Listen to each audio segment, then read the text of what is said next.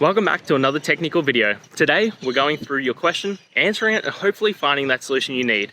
Guys, remember to stay just a little bit crazy, just like me, and hopefully get to that resolution.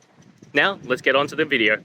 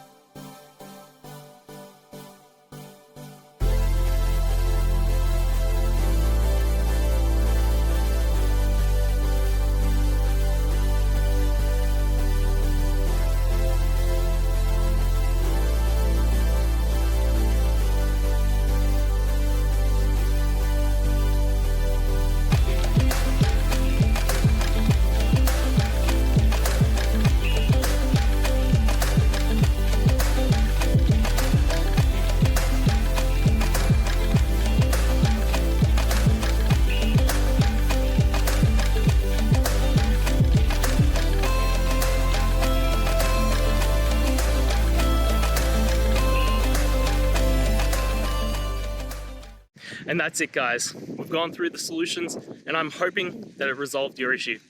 If it did, please hit the subscribe button. I'd really appreciate it. And until next time, I hope you have a good one. Cheers.